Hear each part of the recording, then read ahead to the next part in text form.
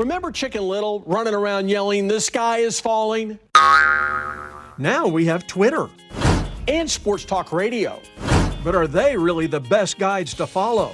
So as a public service, here are the top 5 ways to deal with a crisis.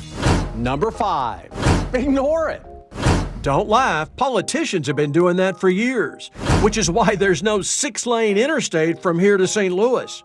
And who knows, if you ignore a problem long enough, maybe it'll go away.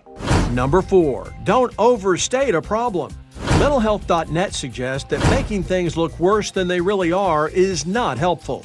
For instance, while the Chiefs entered the weekend in last place in the AFC West, that's not a true picture of how good they really are. The internet and the other station's meteorologists love to make everything into a potential catastrophe, but it's very seldom true. Number 3, keep it simple. TheNextWeb.com says to acknowledge the problem and tackle the source. And one of the Chiefs' problems has been tackling. Keeping it simple makes it easier to evaluate the problem and come up with a solution.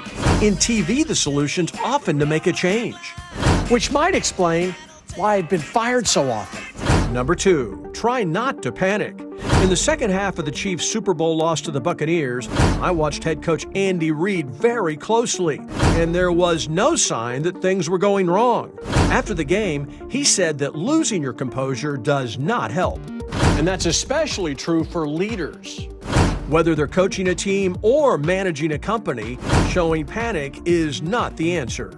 And that brings us to our number 1 way to deal with a crisis. Seek professional help. Dr. Natalia Ramos, who might not have been able to win a Super Bowl, but who is a trained physician. What, as opposed to an untrained physician? Somebody please help Neal. Well, anyway, she says that if you can't cope with your problem, don't be afraid to seek professional help. Maybe that's why the Chiefs have signed a new wide receiver. Many of us are too proud or too private to admit that we can't deal with an issue. But admitting a problem can be the first step towards solving it. I'm Neal Jones, and that's this week's Top 5.